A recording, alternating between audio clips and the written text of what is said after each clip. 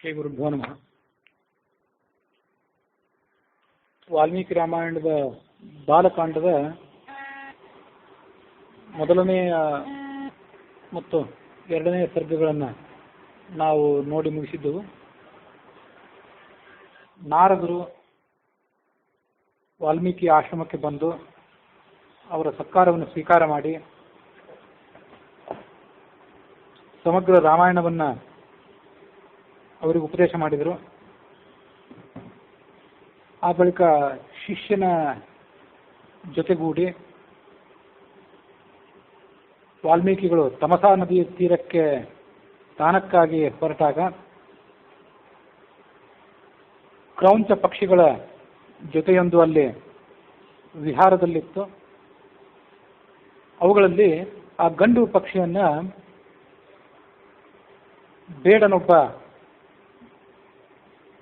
ಬಾಣದಿಂದ ಹೊಡೆದು ಹಾಕಿದ. ಅದನ್ನು ನೋಡಿ ವಾಲ್ಮೀಕಿ ಋಷಿಗಳಿಗೆ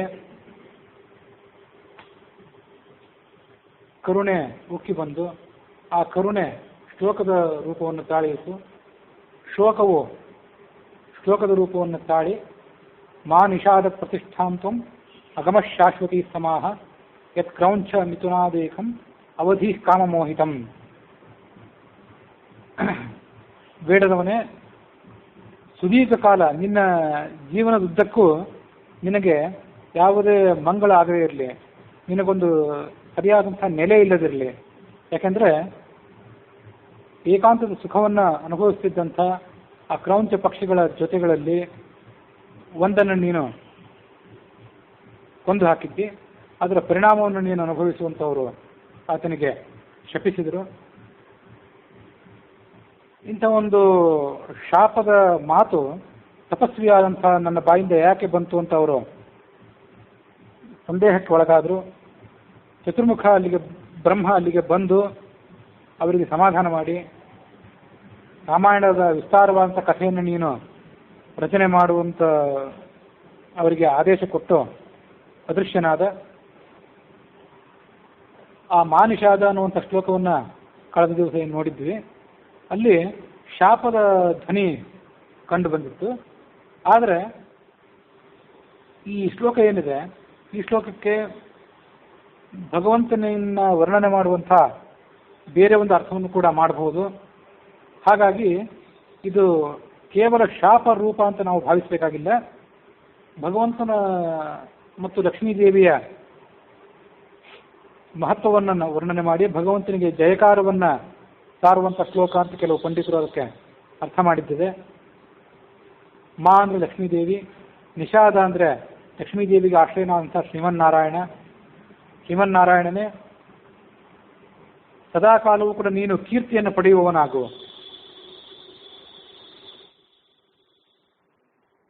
ಏಕೆಂದರೆ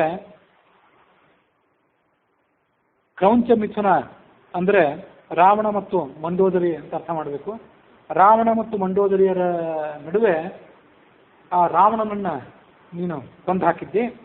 ಹೀಗೆ ಲೋಕ ಕಂಟಕನಾಗಿದ್ದಂಥ ರಾವಣನನ್ನು ನೀನು ಸಂಹಾರ ಮಾಡಿದ್ದರಿಂದ ನೀನು ಅನುಗಾಲವೂ ಕೂಡ ಕೀರ್ತಿಯನ್ನು ಪಡೆ, ನಿನ್ನ ಕೀರ್ತಿ 3 ಲೋಕದಲ್ಲಿಯೂ ಕೂಡ ಹಬ್ಬಲಿ ಅಂತ ಈ ರೀತಿಯಾಗಿ ಭಗವಂತನನ್ನು ಸ್ತೋತ್ರ ಮಾಡಿದಂತಹ ಕಥೆ ಇದೆ. ಹೀಗೆ ಕೆಲವು ಪಂಡಿತರು ಅದಕ್ಕೆ ಭಗವಂತನನ್ನು ವರ್ಣನೆ ಮಾಡುವಂಥ ಅರ್ಥದ ವಿವರ ಮಾಡ್ತಾರೆ.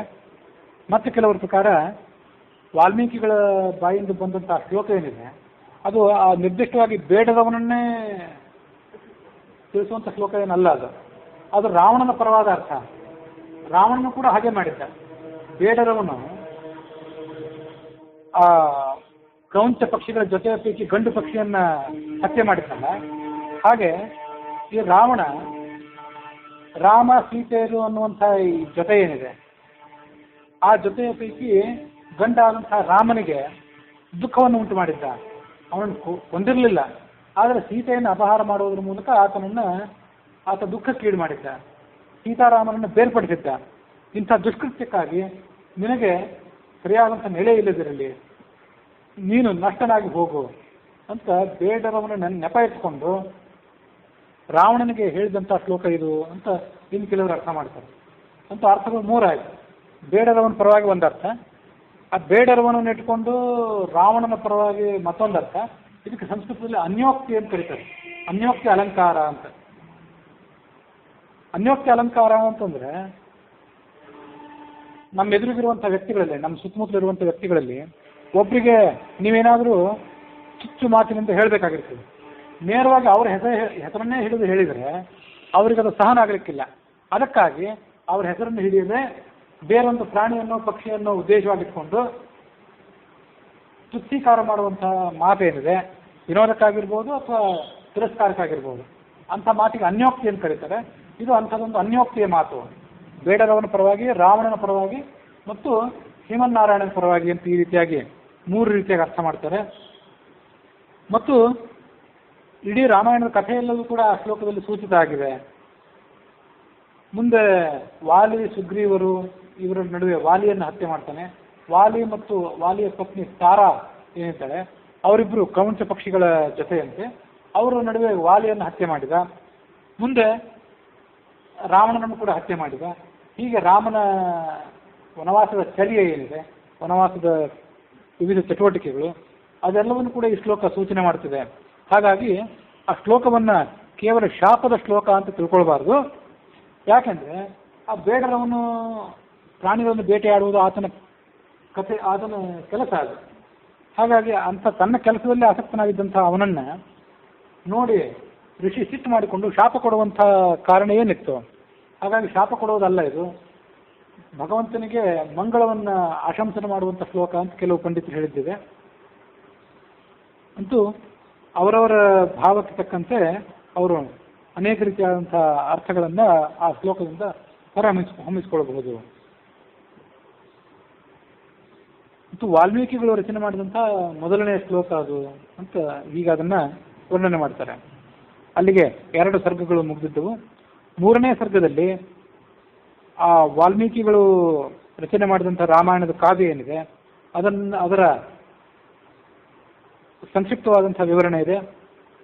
ಧರ್ಮಾತ್ಮರಾದಂಥ ವಾಲ್ಮೀಕಿ ಋಷಿಗಳು ಧೀಮಂತನಾದಂಥ ರಾಮನ ಚರಿತ್ರೆಯನ್ನು ನಾರದರ ಮೂಲಕ ಕೇಳಿ ಮನಸ್ಸಲ್ಲಿ ಅದನ್ನು ಆಲೋಚನೆ ಮಾಡಿಕೊಂಡು ಆಚಮನ ಮಾಡಿ ಪೂರ್ವ ದಿಕ್ಕಿಗೆ ಕೂತ್ಕೊಂಡ್ರು. ಪೂರ್ವ ದಿಕ್ಕಿನ ತುದಿ ಇರುವಂಥ ದರ್ಭಾಸನದ ಮೇಲೆ ಕೂತ್ಕೊಂಡ್ರು.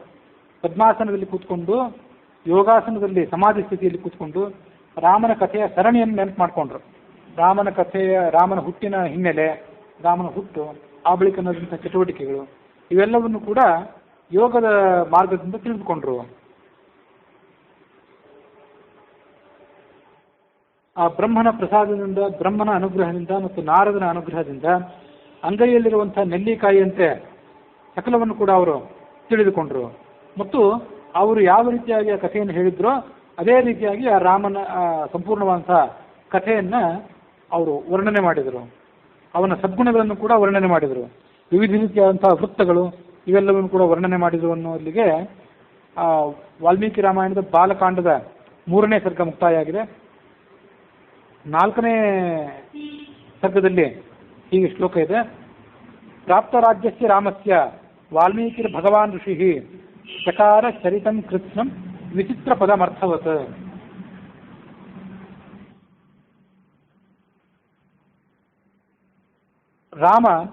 ರಾವಣನನ್ನ ಸಂಹಾರ ಮಾಡಿ ಲಂಕೆಯಿಂದ ಅಯೋಧ್ಯೆಗೆ ಬಂದು ತನ್ನ ಸಾಮ್ರಾಜ್ಯದಲ್ಲಿ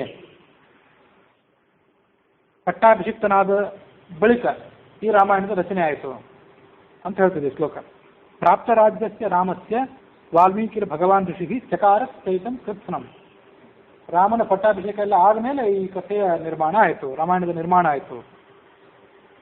24,000 ಶ್ಲೋಕಾನಾಂ ಮುಕ್ತವಾನ್ ಋಷಿ ತಥಾ ಸರ್ಗ ಶತಾನ್ ಪಂಚ ಷಟ್ ಕಾಂಡಾನಿ ತಥೋತ್ತರಂ.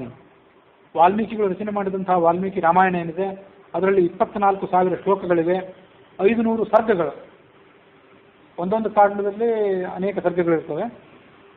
ಉತ್ತರ 100, 70, 80 ಹೀಗೆ ಸರ್ಗಗಳಿರೋದಿದೆ. ಒಟ್ಟು 500 ಸರ್ಗಗಳಿವೆ. 6 ಕಾಂಡಗಳಿವೆ. ಬಾಲಕಾಂಡ, ಅಯೋಧ್ಯಾಕಾಂಡ, ಅರಣ್ಯಕಾಂಡ, ಕಿಷ್ಕಿಂಧಾಕಾಂಡ, ಸುಂದರಕಾಂಡ, ಯುದ್ಧಕಾಂಡ ಅಂತ ಹೀಗೆ ಅನೇಕ ಕಾಂಡಗಳಿವೆ. ಆಮೇಲೆ ಉತ್ತರಕಾಂಡ ಅಂತ ಹೀಗಿದೆ.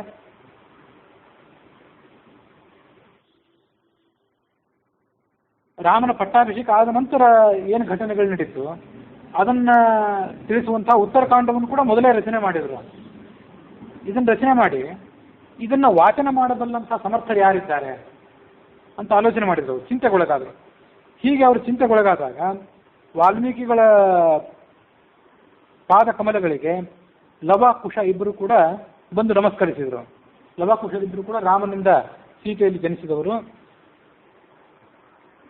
ಗುರುಗಳ ಶುಶ್ರೂಷೆಯಲ್ಲಿ ಸೇವೆಯಲ್ಲಿ ಆಸಕ್ತರಾದವರು, ಮಧುರವಾದಂಥ ಸ್ವರದಿಂದ ಕೂಡಿದಂಥವರು, ಸಮಾನವಾದಂತಹ ರೂಪವುಳ್ಳಂತಹ ಅವಳಿ ಸಹೋದರರವರು. ವಾಲ್ಮೀಕಿಗಳು ಕಣ್ತೆರೆದ ಆ ಇಬ್ಬರು ಮಕ್ಕಳನ್ನು ನೋಡಿದರು, ಬಹಳ ಆನಂದ ಆಯಿತು ಅವರಿಗೆ. ಅವರಿಬ್ಬರ ಗುಣಗಳ ಬಗ್ಗೆ ಅವರಿಗೆ ಭರವಸೆಯೂ ಕೂಡ ಬಂತು. ಈ ಇಬ್ಬರು ಮಕ್ಕಳು ಎಲ್ಲ ವೇದಗಳನ್ನು, ವೇದಾಂಗಗಳನ್ನು, ಸಕಲ ಶಾಸ್ತ್ರಗಳನ್ನು ಕೂಡ ತಿಳಿದುಕೊಂಡಂಥವರಾಗಿದ್ದಾರೆ. ಹಾಗಾಗಿ ನಾನು ಹೇಳುವಂತಹ ರಾಮಾಯಣವನ್ನು ಇವರು ಸರಿಯಾಗಿ ಅರ್ಥ ಮಾಡಿಕೊಳ್ಳಬಲ್ಲರು. ರಾಮನ ಕಲ್ಯಾಣಗಳನ್ನು ಪ್ರತಿಪಾದನೆ ಮಾಡುವಂಥ ವಾಲ್ಮೀಕಿಗಳ ರಾಮಾಯಣ ಏನಿತ್ತು, ಇದರ ಉಪದೇಶಕ್ಕೆ ಇವರೇ ಯೋಗ್ಯರು ಅಂತ ಹೀಗೆ ಆಲೋಚನೆ ಮಾಡಿದರು. ಈ 24,000 ಶ್ಲೋಕಗಳು, 500 ಸರ್ಗ ಮತ್ತು ಹೀಗೆಲ್ಲ 6 ಕಾಂಡ ಅಂತ ಹೀಗೆಲ್ಲ ವರ್ಣನೆ ಇದೆಯಲ್ಲ, ಇದು ಭಾರತದಾದ್ಯಂತ ಪ್ರಚಲಿತ ಇರುವಂಥ ಬೇರೆ ಬೇರೆ ಪಾಠಾಂತರಗಳೇನಿವೆ ಅವುಗಳಲ್ಲಿ ಎಲ್ಲ ಏಕರೂಪತೆ ಇಲ್ಲ. 24,000ಕ್ಕಿಂತ ಕಡಿಮೆ ಕೆಲವು, 18,000 ಶ್ಲೋಕಗಳು ಗುಜರಾತಿನ ಬರೋಡಾದಿಂದ ಪ್ರಕಾಶಿತವಾದಂಥ ಒಂದು ಪುಸ್ತಕದಲ್ಲಿ ಅಷ್ಟೇ ಶ್ಲೋಕ ಕಾಣಿಸ್ತವೆ. 500 ಸರ್ಗಗಳಿಲ್ಲ, ಇನ್ನು ಹೆಚ್ಚು ಸರ್ಗಗಳು ಮತ್ತೊಂದು ಕಡೆ ಕಾಣಿಸ್ತವೆ. ಹೀಗೆ ಅನೇಕ ಥರ ಇದೆ. ಅಂತೂ ಗಾಯತ್ರಿಯ ಅರ್ಥವೇ ಈ ರಾಮಾಯಣದ ವಿವರಣೆ ಆದ್ದರಿಂದ 24,000 ಶ್ಲೋಕಗಳಿಗೆ ಸಮೀಪ ಶ್ಲೋಕಗಳಿವೆ ಅಂತ ಅದನ್ನು ಅರ್ಥ ಮಾಡ್ಬೋದು. ಗಾಯತ್ರ್ಯಾಶ್ಚ ಸ್ವರೂಪಂ ಯದ್ ರಾಮಾಯಣಂ ಅನುತ್ತಮಂ ಅಂತ ರಾಮಾಯಣದಲ್ಲೇ ಮುಂದೆ ಉತ್ತರಕಾಂಡದ 111ನೇ ಸರ್ಗದ 19ನೇ ಶ್ಲೋಕದಲ್ಲಿದೆ. ಹಾಗಾಗಿ ಆ ಸರ್ಗಗಳ ವ್ಯತ್ಯಾಸ, ಶ್ಲೋಕಗಳ ಸ್ವಲ್ಪ ವ್ಯತ್ಯಾಸ ಆದರೂ ಕೂಡ ವಿಶಾಲವಾದಂಥ ಭಾರತದಾದ್ಯಂತ ಪಂಡಿತರಿಗೆ, ವಾಚಕರಿಗೆ ಅದರ ಏಕರೂಪತೆಯನ್ನು ಕಾಪಾಡಿಕೊಳ್ಳೋದಾಗಿದ್ದಿಲ್ಲ ಆಗಿನ ಕಾಲದಲ್ಲಿ ಸಂಪರ್ಕ ಸಾಧನಗಳು ಇತ್ಯಾದಿಗಳು ಇಲ್ಲದೇ ಇದ್ದಾಗ. ಹಾಗಾಗಿ ಆ ವ್ಯತ್ಯಾಸಗಳಿದ್ರೂ ಕೂಡ ಒಟ್ಟಾರೆ ಆ ರಾಮಾಯಣದ ಮಹತ್ವ ಏನಿದೆ ಆ ಮಹತ್ವಕ್ಕೆ ಕುಂದು ಬಂದಿಲ್ಲ. ರಾಮಾಯಣದಲ್ಲಿ ಅಧ್ಯಯನ ಮಾಧುರ್ಯವಿದೆ. ಶ್ಲೋಕವನ್ನು ಹಿಡಿದು, ಪ್ರತಿ ಶ್ಲೋಕವನ್ನು ಹಿಡಿದು ಅದಕ್ಕೆ ವ್ಯಾಖ್ಯಾನ ಮಾಡುವಂಥ ಪಂಡಿತರಿಗೂ ಕೂಡ ಅದು ಮಧುರವೇ, ಅದನ್ನು ಗಾಯನ ಮಾಡುವಂಥವರಿಗೂ ಅದು ಮಧುರ. 3 ಪ್ರಮಾಣಗಳಿವೆ ಅದರಲ್ಲಿ. 3 ಪ್ರಮಾಣಗಳು ಅಂದರೆ ದ್ರುತ, ಮಧ್ಯಮ, ವಿಲಂಬಿತ. ಶಾಸ್ತ್ರೀಯ ಸಂಗೀತದಲ್ಲಿ ದ್ರುತ, ಮಧ್ಯಮ, ವಿಲಂಬಿತ ಅಂತ ಕರೀತಾರೆ. ದ್ರುತ ಅಂದರೆ ವೇಗ, ಮಧ್ಯಮ ಅಂದರೆ ಮಧ್ಯಮ ಹಂತದ ಗಾಯನ, ವಿಲಂಬಿತ ಅಂದರೆ ಅತಿ ನಿಧಾನವಾದಂಥ ಗಾಯನ. ಹೀಗೆ 3 ಪ್ರಮಾಣಗಳು ಅದರಲ್ಲಿವೆ. 7 ಜಾತಿಯ ಸ್ವರಗಳು, 7 ಸ್ವರಗಳಿವೆ. ಷಡ್ಜ, ಋಷಭ, ಗಾಂಧಾರ, ಮಧ್ಯಮ, ಪಂಚಮ, ದೈವತ ಮತ್ತು ನಿಷಾದ ಅನ್ನುವಂಥ 7 ಸ್ವರಗಳಿವೆ. ತಾಳ ಮೃದಂಗಾದಿಗಳೊಡನೆ ಅದು ಸಂಪೂರ್ಣವಾಗಿ ಹೊಂದಿಕೊಳ್ಳುವಂಥದ್ದಾಗಿದೆ, ತಾಳಬದ್ಧವಾಗಿದೆ ಅದು. ಶೃಂಗಾರ, ಕರುಣ, ಹಾಸ್ಯ, ವೀರ, ಅದ್ಭುತ, ಭಯಾನಕ, ರೌದ್ರ, ಭೀಭತ್ಸ ಮತ್ತು ಶಾಂತ ರಸಗಳಿಂದ ಕೂಡಿದೆ, ನವರಸಗಳಿಂದ ಅದು ಕೂಡಿದಂಥದ್ದಾಗಿದೆ. ಇಂಥ ಅದ್ಭುತವಾದಂಥ ರಾಮಾಯಣವನ್ನು ಲವಕುಶರು ವಾಲ್ಮೀಕಿಗಳ ಮೂಲಕ ಉಪದೇಶ ಪಡೆದುಕೊಂಡು ಹಾಡಿದರು. ಗಾನಶಾಸ್ತ್ರದಲ್ಲಿ ಕೂಡ ಅವರು ಪಾರಂಗತರಾಗಿದ್ದರು. ವೀಣೆ, ಮೃದಂಗ ಮೊದಲಾದಂಥ ವಾದ್ಯಗಳ ವಾದನದಲ್ಲಿ ಅವರು ನಿಪುಣರಾಗಿದ್ದರು. ಮಂದ್ರ, ಮಧ್ಯ ಮತ್ತು ತಾರ ಅನ್ನುವಂಥ ಸ್ವರತ್ರಯ ಸ್ಥಾನಗಳನ್ನು, ಆರೋಹಣ ಅವರೋಹಣವನ್ನು ಅವರು ಸರಿಯಾಗಿ ತಿಳಿದವರು. ಗಂಧರ್ವರಂತೆ ಸುಂದರರಾದಂಥ ಸಹೋದರರಿಬ್ಬರು ಕೂಡ ರಾಮನ ಶರೀರದಿಂದ ಹೊರಬಂದಂಥ 2 ಬಿಂಬಗಳಂತ ಕಾಣಿಸ್ತಿದ್ರು. ಕನ್ನಡಿಯಲ್ಲಿ ನೋಡಿಕೊಂಡ್ರೆ ನಮ್ಮ ಪ್ರತಿಬಿಂಬ ಹೇಗೆ ಕಾಣಿಸ್ತದಿಲ್ಲ, ಹಾಗೆ ರಾಮನ ಶರೀರದಿಂದ ಬಂದಂಥ ಪ್ರತಿಬಿಂಬದಂತೆ ಅವರಿಬ್ಬರು ಕಾಣಿಸ್ತಿದ್ರು. ಇಂಥ ಲವಕುಶರು ರಾಮಾಯಣವನ್ನು ಹಾಡಿದರಂತೆ. ಧಾರಿಗಳಾಗಿದ್ದ ಅವರಿಬ್ಬರು ಕೂಡ ಸ್ವಲ್ಪ ಯಾವುದೇ ವಿಸ್ಮರಣೆ ಇಲ್ಲದೆ ಪೂರ್ಣವಾದಂಥ ಪರಿಪೂರ್ಣತೆಯೊಂದಿಗೆ ಅವರು ಆ ರಾಮಾಯಣವನ್ನು ಹಾಡಿದರು. ಮೊದಲು ಅದನ್ನು ಕೇಳಿದವರು ಯಾರಂದರೆ ಋಷಿಗಳ, ಸಾಧುಗಳ, ಬ್ರಾಹ್ಮಣರ ಸಭೆಯಲ್ಲಿ ಅದನ್ನು ಹಾಡಿದರು. ಆ ರಾಮಾಯಣದ ವಾಚನವನ್ನು ಲವಕುಶರ ಮುಖಾರದಿಂದ ಮಹರ್ಷಿಗಳು ಕೇಳಿದ್ರಲ್ಲ, ಕೇಳಿದಾಗ ಬಹಳ ಆನಂದ ಆಯ್ತಾ ಎಲ್ಲ ಋಷಿಗಳಿಗೆ. ಅವರೆಲ್ಲರೂ ಕೂಡ ಏಕಕಂಠದಿಂದ ಸಾಧು ಸಾಧು ಅಂತ ಒಂದು ಪ್ರಶಂಸೆ ಮಾಡಿದರು. ಭಲೆ ಭಲೆ ಅಂತ ಲವಕುಶರನ್ನ ಪ್ರಶಂಸೆ ಮಾಡಿದರು. ನಿಶ್ಚಯವಾಗಿಯೂ ಇವರ ಗಾನ ಬಹಳ ಅದ್ಭುತವಾಗಿದೆ, ಅದಕ್ಕಿಂತಲೂ ವಿಶೇಷವಾಗಿ ಶ್ಲೋಕಗಳು ಬಹಳ ಇಂಪಾಗಿವೆ. ಇವರು ವಾಚನ ಮಾಡಿದ್ದನ್ನು ಕೇಳಿ ರಾಮನ ಪ್ರತಿಯೊಂದು ಚಟುವಟಿಕೆಯೂ ಕೂಡ ನಮ್ಮ ಕಣ್ಣು ಮುಂದೆ ಬಂದಂತಿದೆ. ಒಮ್ಮೆ ಆದರೂ ಕೂಡ ಅಪಶಬ್ದಗಳು, ಕೆಟ್ಟ ಶಬ್ದಗಳು, ಅಪಸ್ವರ ಇವರ ಮುಖದಿಂದ ಬರಲಿಲ್ಲ. ಅಷ್ಟು ಪರಿಪೂರ್ಣವಾಗಿ ಇವರು ಅದನ್ನು ಗಾನ ಮಾಡಿದ್ದಾರೆ. ಹೀಗೆ ಆ ಲವಕುಶರನ್ನ ಋಷಿಗಳು ಪ್ರಶಂಸೆ ಮಾಡಿದ ಮೇಲೆ ಅದನ್ನ ಮತ್ತೊಮ್ಮೆ ಆ ಲವಕುಶರು ಗಾನ ಮಾಡಿದರು. ಗಾನ ಮಾಡಿದ ಕೂಡಲೇ ಆ ಋಷಿಗಳಿಗೆ ಸಂತೋಷ ಆಗಿ ಏನಾದರೂ ಪಾರಿತೋಷಕ ಕೊಡಬೇಕು ಆ ಇಬ್ಬರು ಕುಮಾರರಿಗೆ ಅಂತ ಅನಿಸ್ತು. ಅವರೇನು ತಪಸ್ಸುಗಳಾದಂಥ ಅವ್ರೇನು ಪಾರಿತೋಷಕ ಕೊಡಬಲ್ಲರು, ತಮ್ಮ ಹತ್ರ ಏನಿತ್ತು ಅದನ್ನೇ ಕೊಟ್ಬಿಟ್ರೆ ನಾಳೆ ನಮ್ಗೆ ವಸ್ತುಗಳು ಇಲ್ಲದೇ ಇದ್ದರೆ ಏನು ಮಾಡೋದು ಅಂತ ಚಿಂತೆ ಮಾಡಲಿಲ್ಲ. ಒಬ್ರು ಯಾರೋ ತಮ್ಮ ಹತ್ತಿರಂಥ ತಂಬಿಗೆಯನ್ನು ಕೊಟ್ಟರು, ಕಲಶವನ್ನ. ಮತ್ತೊಬ್ಬರು ನಾರು ಮಡಿಯನ್ನು ಕೊಟ್ಟುಬಿಟ್ರು. ಇನ್ನೊಬ್ರು ಕೃಷ್ಣಾಜಿನವನ್ನು ಬಹುಮಾನವಾಗಿ ಕೊಟ್ಟರು. ಯಜ್ಞೋಪವೀತ ಕಮಾಂಡಲು ದಾನವಾಗಿ ಕೊಟ್ಟರು ಒಬ್ರು. ಮತ್ತೊಬ್ರು ಮೌಂಜಿ ಅಂದರೆ ಮುಂಜಿ ಮಾಡಿಕೊಂಡಂಥ ಬ್ರಾಹ್ಮಣ ವಟುಗಳು ದರ್ಭೆಯ ಒಂದು ಹುಲ್ಲು ಉಡಿದಾರ ಕಟ್ಕೋತಾರಲ್ಲ, ಆ ಮೌಂಜಿಯನ್ನು ಕೊಟ್ಟರು. ದರ್ಭೆಯ ಆಸನವನ್ನು ಒಬ್ರು ಕೊಟ್ಟರು. ಮತ್ತೊಬ್ರು ಯಾರೋ ಕೌಪೀನಗಳನ್ನೇ ಕೊಟ್ಟರು, ಲಂಗೋಟಿ, ಜಪಮಾಲೆ, ಕೆಂಪು ಕಷಾಯ ವಸ್ತ್ರ, ಕಾವಿ ವಸ್ತ್ರವನ್ನು ಕೊಟ್ಟರು. ಜಟಾಬಂಧನ ರಜ್ಜು ಅಂದರೆ ತಲೆ ಮೇಲೆ ಕೂದಲನ್ನು ಬಿಟ್ಟಿರ್ತಾರೆ, ಆ ಕೂದಲನ್ನು ಬಿಗಿದು ಕಟ್ಟಲಿಕ್ಕೆ ಬೇಕಾದಂಥ ಹಗ್ಗವನ್ನು ಒಬ್ರು ಕೊಟ್ಟರು. ಕಾಷ್ಠ ಬಂಧನ ರಜ್ಜು, ಅರಣ್ಯಕ್ಕೆ ಹೋದಾಗ ಕಾಷ್ಠಗಳನ್ನು ಕಟ್ಟಿಗೆಗಳನ್ನು ತರೋದಿರ್ತದಲ್ಲ, ತರಬೇಕಾದಕ್ಕೆ ಹಗ್ಗ ಏನು ಕಟ್ತಾರಲ್ಲ ಅದನ್ನು ಕೊಟ್ಟರು. ಯಜ್ಞದ ಪಾತ್ರೆಗಳು, ಸೌದೆ, ಕಟ್ಟಿಗೆಗಳು, ಉರುವಲು ಕೊಟ್ಟರು. ಅಶ್ವತ್ಥ ಮೊದಲಾದಂಥ ಗಿಡಗಳ ಸಮಿತಿಗಳನ್ನು ಕೊಟ್ಟರು. ಕೆಲವು ಋಷಿಗಳು ಕೊಡ್ಲಿಕ್ಕೇನು ಅವ್ರಿಗೆ ಇರಲಿಲ್ಲ, ಸ್ವಸ್ತಿವಾಚನ ಮಾಡಿದರು. ಕೇವಲ ವೇದ ಮಂತ್ರಗಳಿಂದ ಅವರಿಗೆ ಆಶೀರ್ವಾದ ಮಾಡಿದರು.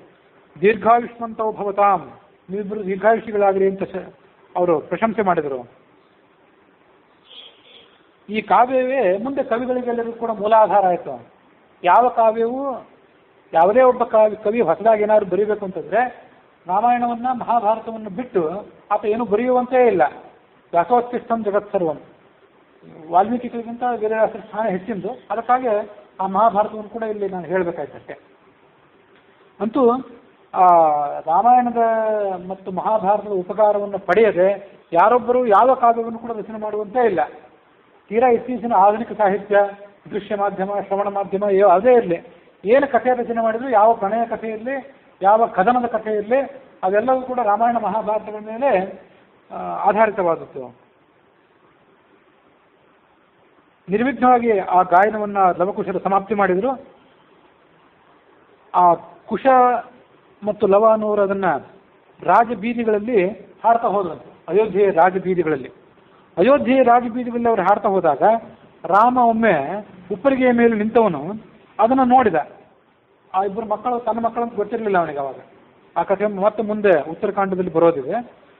ಹಾಡುತ್ತಿರೋದನ್ನು ನೋಡಿ ಅರಮನೆಗೆ ಅವರನ್ನು ಕರೆಸಿ ಯಥೋಚಿತವಾಗಿ ಅವರಿಗೆ ಸತ್ಕಾರವನ್ನು ಮಾಡಿ ತಾನು ಬಂಗಾರದ ಸಿಂಹಾಸನದಲ್ಲಿ ಕೂತ್ಕೊಂಡ. ತನ್ನ ಮಂತ್ರಿಗಳು ಲಕ್ಷ್ಮಣ, ಭರತ, ಶತ್ರುಘ್ನಾದಿಗಳಿಂದ ಸಮೇತನಾಗಿ ಕೂತ್ಕೊಂಡು ಆ ಲವಕುಶರನ್ನು ಹೀಗೆ ದಿಟ್ಟಿಸಿ ನೋಡಿದಂತೆ. ನೋಡಿ ತನ್ನ ಸಂಬಂಧರಿಗೆ ಹೇಳಿದ, ಸಹೋದರರೇ, ಮಂತ್ರಿಗಳೇ, ದೇವತೆಗಳಂತೆ ಇಬ್ಬರು ಸಹೋದರರು ಸುಂದರರಾಗಿದ್ದಾರೆ. ಅವರು ಹೇಳುವಂಥ ಕಾವ್ಯಗಳನ್ನು ನಾವೆಲ್ಲರೂ ಕೂಡ ಆಲಿಸೋಣ, ಕೇಳೋಣ ಅಂತ ಹೇಳಿದ. ನೀವು ಆಖ್ಯಾನವನ್ನು ಪ್ರಾರಂಭ ಮಾಡಿ ಅಂತ ಲವಕುಶರಿಗೆ ಆತ ಹೇಳಿದ. ರಾಮನ ಅನುಜ್ಞೆಯ ಬಳಿಕ ಲವಕುಶರಿಬ್ಬರು ಕೂಡ ಮೊದಲು ರಾಗದ ಆಲಾಪನೆಯನ್ನು ಮಾಡಿದರು. ಶಾಸ್ತ್ರೀಯ ಸಂಗೀತದಲ್ಲಿ ಆಲಾಪನೆ ಆಗಿರ್ತದೆ ಅಂತ ಆಲಾಪನೆ ಮಾಡಿದರು. ಆಲಾಪನೆ ಮಾಡಿ ವೀಣಾ ಮೃದಂಗಾದಿ ವಾದ್ಯಗಳ ಜೊತೆಗೂಡಿ ಮಧುರವಾಗಿ ಹಾಡಲಿಕ್ಕೆ ಪ್ರಾರಂಭ ಮಾಡಿದರು. ಸ್ಪಷ್ಟ ಅವರು ಹೇಳೋದು ಅದನ್ನು ಗಾಯನ ಮಾಡಿ ಆಮೇಲೆ ಮುಂದೆ ಅದನ್ನು ವಾಚನ ಮಾಡಬೇಕಾಗಿರಲಿಲ್ಲ ಯಾರು. ಅವರು ಗಾಯನ ಮಾಡಿದ್ರಿಂದಲೇ, ಆ ಗಾಯನ ಮಾಡುವ ರೀತಿಯಿಂದಲೇ ಕೇಳುವವರಿಗೆ ಅದರ ಅರ್ಥ ಸ್ಫುಟವಾಗಿ ತಿಳಿಯುವಂತಿತ್ತು. ಹಾಗೆ ಅದನ್ನು ಅವರು ಗಾಯನ ಮಾಡ್ತಿದ್ರು. ಸಭಿಕರು ಆನಂದ ಪರವಶರಾಗಿ ಉಬ್ಬಿ ಹೋದರು. ಅವರ ಹೃದಯಗಳು ಆನಂದ ತುಂಬಿಲವಾದವು. ಆಮೇಲೆ ಆ ಸಭಿಕರನ್ನು ಕುರಿತು ಶ್ರೀರಾಮಚಂದ್ರ ಹೇಳಿದ, ಲವಕುಶರಿಬ್ಬರು ಕೂಡ ಮುನಿವೇಶಧಾರಿಗಳಾಗಿದ್ದಾರೆ, ಆದರೆ ಅವರು ರಾಜಲಕ್ಷಣ ಸಂಪನ್ನರಾಗಿದ್ದಾರೆ. ಅವರ ಶರೀರದಲ್ಲಿ ರಾಜಲಕ್ಷಣಗಳು ಹುದುಗಿವೆ. ಗಾಯಕರಾಗಿದ್ದು ಕೂಡ ತಪಸ್ವಿಗಳಾಗಿದ್ದಾರೆ. ನನಗೂ ನಿಮಗೆಲ್ಲರಿಗೂ ಕೂಡ ಈ ಚರಿತ್ರೆ ಅನ್ನೋದು ಶ್ರೇಯಸ್ಕರವಾಗಿದೆ. ನೀವೆಲ್ಲರೂ ಇದನ್ನು ಆಮೂಲವಾಗ್ರವಾಗಿ ಕೇಳಿ ಅಂತ ಹೇಳಿದ. ಮರುದಿನ ರಾಮನ ಅಭಿಪ್ರಾಯದಂತೆ ಮತ್ತೊಮ್ಮೆ ಸಭೆ ಸೇರಿತು. ರಾಮನ ಅನುಜ್ಞೆಯನ್ನು ಪಡೆದುಕೊಂಡಂಥ ಕುಶ ಮತ್ತು ಲವ ಅವರಿಬ್ಬರು ಕೂಡ ಮಾರ್ಗ ಅನ್ನುವಂಥ ಸಂಗೀತದ ಸಂಪ್ರದಾಯವನ್ನು ಅನುಸರಣೆ ಮಾಡಿ ಹೃದಯಂಗಮವಾಗಿ ಆ ಕಾವ್ಯವನ್ನು ಹಾಡಲಿಕ್ಕೆ ಪ್ರಾರಂಭ ಮಾಡಿದರು. ಮಾರ್ಗ, ದೇಶಿ ಅಂತ ಎರಡು ಸಂಗೀತ ಶಾಸ್ತ್ರದಲ್ಲಿ ಸಂಪ್ರದಾಯಗಳಿವೆ. ಹಾಗೆ ಸಂಸ್ಕೃತ ಮತ್ತು ಪ್ರಾಕೃತ ಅಂತ ಎರಡು ಭಾಷಾ ಪದ್ಧತಿಗಳಿವೆ. ಈಗ ನಾವು ರಾಮಾಯಣ ಮಹಾಭಾರತ ಇತ್ಯಾದಿಯನ್ನು ನೋಡ್ತೀವಲ್ಲ, ಇದು ಸಂಸ್ಕೃತ ಭಾಷೆ. ಇದಕ್ಕಿಂತ ಮೊದಲಿಂದು ಪ್ರಾಕೃತ ಭಾಷೆ ಅಂತ ಒಂದಿತ್ತು, ಅದು ಕೂಡ ಸಂಸ್ಕೃತವನ್ನು ಹೋಲುವಂಥದ್ದೇ. ಅನೇಕ ಜೈನ ಗ್ರಂಥಗಳೆಲ್ಲ, ಜೈನ ಬೌದ್ಧ ಗ್ರಂಥಗಳು ಪಾಳಿ ಭಾಷೆಯಲ್ಲಿ, ಪ್ರಾಕೃತ ಭಾಷೆಯಲ್ಲಿ ರಚಿತ ಆಗಿದ್ದೇವೆ. ಮತ್ತು ಕಾಳಿದಾಸ, ಭೌಭೂತಿ ಮೊದಲಾದಂಥವರು ಕಾವ್ಯವನ್ನು ರಚನೆ ಮಾಡಿದ್ದಾರಲ್ಲ, ಅಲ್ಲಿ ಸ್ತ್ರೀ ಪಾತ್ರಗಳು ಪ್ರಾಕೃತ ಭಾಷೆಯಲ್ಲಿ ಮಾತಾಡೋದಿದೆ. ಅಂದರೆ ಕಾವ್ಯದ ಗ್ರಂಥಗಳನ್ನು ನಾವು ತೆಗೆದು ನೋಡಿದರೆ ಪುರುಷ ಪಾತ್ರಗಳ ಸಂಭಾಷಣೆಗಳು ಸಂಸ್ಕೃತ ಭಾಷೆಯಲ್ಲಿರ್ತವೆ, ಸ್ತ್ರೀ ಪಾತ್ರಗಳ ಸಂಭಾಷಣೆ ಸಂಸ್ಕೃತ ಭಾಷೆಯಲ್ಲಿ ಮತ್ತು ಕಂಸದಲ್ಲಿ ಬ್ರಾಕೆಟ್ನಲ್ಲಿ ಪ್ರಾಕೃತ ಭಾಷೆಯಲ್ಲಿ ಅದನ್ನು ಕೊಟ್ಟಿರ್ತಾರೆ. ಇವತ್ತು ಆ ಸಂಸ್ಕೃತ ನಾಟಕಗಳನ್ನೇನಾದರೂ ಸ್ಟೇಜ್ ಮೇಲೆ ಆಚರಣೆ ಮಾಡೋದಾದರೆ ಪ್ರಾಕೃತ ಭಾಷೆಯಲ್ಲಿ ಯಾರು ಮಾಡೋದಿಲ್ಲ, ಸಂಸ್ಕೃತ ಭಾಷೆಯಲ್ಲಿ ಅಷ್ಟೇ ಮಾಡ್ತಾರೆ. ಯಾಕಂದರೆ ಸಂಸ್ಕೃತ ಭಾಷೆ ಅಂತ ತಿಳ್ಕೊಳ್ಳೋರೇ ಕಡಿಮೆ, ಇನ್ನು ಪ್ರಾಕೃತ ಭಾಷೆ ಯಾರಿಗೆ ತಿಳಿಯೋದು? ಈ ನನಗೂ ಏನು ಪ್ರಾಕೃತ ಭಾಷೆ ತಿಳಿಯೋದಿಲ್ಲ. ಪ್ರಾಕೃತ ಭಾಷೆಗೆ ಅದರದೇ ಆದಂಥ ವ್ಯಾಕರಣ ಇದೆ, ಅದರದೇ ಆದಂಥ ಮಾಸ್ಟರ್ ಡಿಗ್ರಿ ಇತ್ಯಾದಿಗಳೆಲ್ಲ ಇದೆ. ಅಂತೂ ಸಂಸ್ಕೃತ ಭಾಷೆಯನ್ನು ತಿಳಿದವರು ಹೆಚ್ಚು, ಪ್ರಾಕೃತ ಭಾಷೆಯನ್ನು ತಿಳಿದವರು ಸ್ವಲ್ಪ ಸಂಸ್ಕೃತಕ್ಕೆ ಹೋಲಿಸಿದ್ರೆ ಕಡಿಮೆ. ಅಂತೂ ಆ ಪ್ರಾಕೃತ ಗೀತೆಗಳೇನಿವೆ ಅದನ್ನು ದೇಶಿ ಸಂಪ್ರದಾಯದಲ್ಲಿ ಹಾಡ್ತಾರೆ, ಮತ್ತು ಸಂಸ್ಕೃತ ಗೀತೆಗಳನ್ನು ಮಾರ್ಗ ಅನ್ನುವಂಥ ಸಂಪ್ರದಾಯದಲ್ಲಿ ಹಾಡ್ತಾರೆ. ಈ ರಾಮಾಯಣ ಮೊದಲಾದವುಗಳು ಇವೆಲ್ಲವೂ ಕೂಡ ಇದು ದೇಶಿ ಸಂಪ್ರದಾಯದ, ಇದೆಲ್ಲವೂ ಕೂಡ ಸಂಸ್ಕೃತ ಭಾಷೆಯಲ್ಲಿರುವಂಥದ್ದಾದ್ದರಿಂದ ಮಾರ್ಗ ಅನ್ನುವಂಥ ಸಂಪ್ರದಾಯವನ್ನು ಅನುಸರಿಸಿಕೊಂಡು ಈ ರಾಮಾಯಣವನ್ನು ಅವರು ವಾಚನ ಮಾಡಲಿಕ್ಕೆ ಪ್ರಾರಂಭ ಮಾಡಿದರು. ಅಲ್ಲಿಗೆ 4ನೇ ಸರ್ಗ ಮುಕ್ತಾಯ ಆಗಿದೆ.